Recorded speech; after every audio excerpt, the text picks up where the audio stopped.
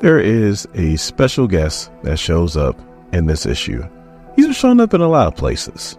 I'm starting to wonder, when are they going to get their own comic?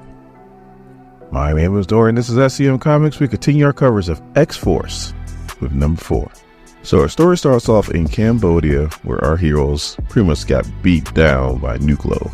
And at first I thought this assessment was being done by Tank, since we have established that he must be some kind of mutant android. Or just an android. Made by mutant, but an android. But no, the assessment's actually being done by Sage. Even though she's knocked out, she's still thinking. As she says, she's always thinking. And her assessment comes to the point that Tank is the only one standing. And Tank realizes that he's the only one standing. So he's like, alright, well, looks like I gotta do something. So he jumps at Nucleo. And he passes right through him. Nucleo disappears, and Tank falls into some steps of this temple that showed up out of nowhere.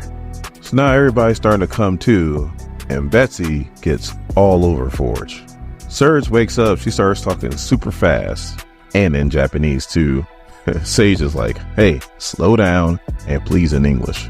Forge is looking at the analog, and he's like, the fracture's incomplete. Like, it says we failed, but the fracture's still going on. And Betsy's like, what the hell's going on? Like, you're supposed to be leading us to stop these things that will prevent Armageddon. Well, does this temple look like we prevented anything? So while they were talking, Surge took off, searched the temple, came back and was like, hey, you guys gotta see this. So as they go in, Surge explains how the temple is empty. Like, there's not even rats in there. But there is signs of a struggle. And not just by like swords, but like by blaster fire.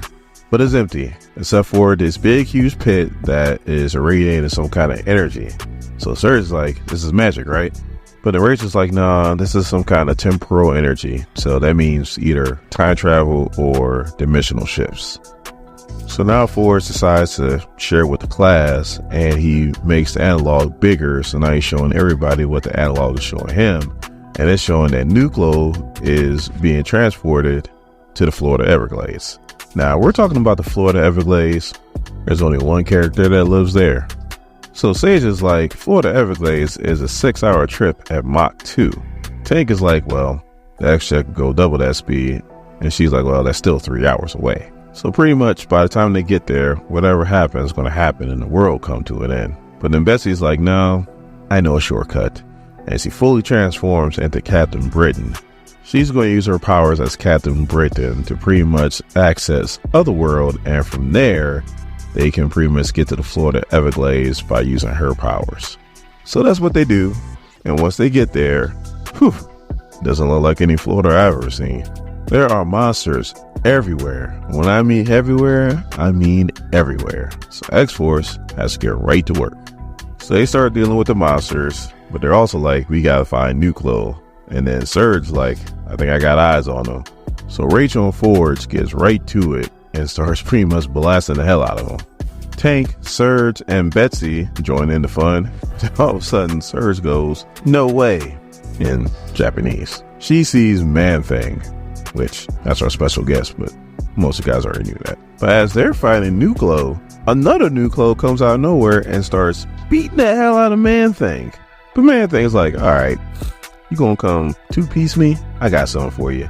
He starts absorbing the swampland around him. He gets big as hell, and then he starts putting on Nucleo. So then the Nucleo that just got knocked out by Man-Thing is helped up by the other Nucleo that was being attacked by X-Force. They combine, and now they are huge. A hell of a lot bigger than Man-Thing, to the point to where they just stomp on Man-Thing. So X-Force is like, what the hell we gonna do now? And they're like, we gotta take him now. So they go to attack when all of a sudden Nucleo gets hit with some lightning, but it didn't come from Surge. No, it came from Storm and the Avengers. But not just the Avengers, the Black Avengers. Now, don't quote me on this, but if I'm not mistaken, when I was reading Bishop War College, he went to Earth, I think it was Earth 63, where the X-Men were black. So maybe this is that Earth. Maybe. I could be wrong, but I'm thinking that's where these Black Avengers came from. We'll see, I guess.